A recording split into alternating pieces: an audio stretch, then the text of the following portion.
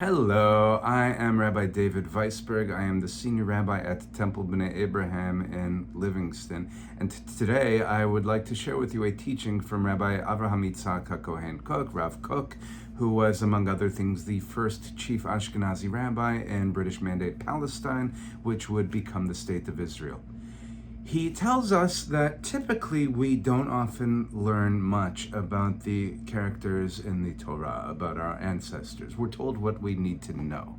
And yet, when it comes to both Yaakov and Esau, Jacob and Esau, we learn so much about their early days. We learn about their birth.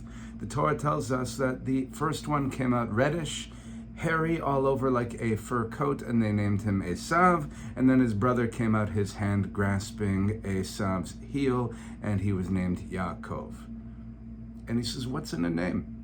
Well, Esau, it means that he was made, that here is someone who came out full, complete.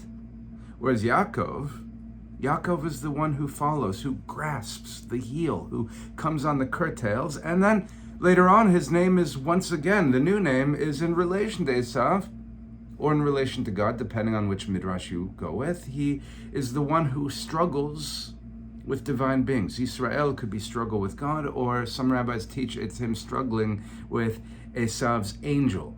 Either way, a divine being. And so, whereas Esau comes out full, complete, Yaakov is someone who exists relationally. But let's not be so quick to say Esau got the better deal here. Rav Kook teaches us that Esau's completion is in him being complete forces of nature. He is the hunter. He is the strong one. He is the impetuous one. He is like the raw materials of the universe, the raw forces that we need in this world, but they are chaotic. And in fact, the Torah at the point of creation and throughout is encouraging us to put order into this chaos, to make sense of it, to build structure and to preserve. And that is in fact what Yaakov's role is, Rav Kook teaches.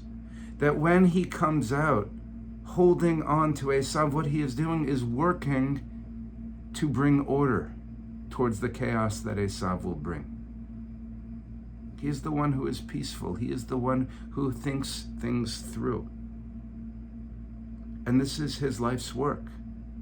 Granted, some of it involves trickery, but we learn ultimately that he needs to create a household that is peaceful, that where people are in balance with each other. He has to learn that the hard way over and over again, but ultimately he gets there.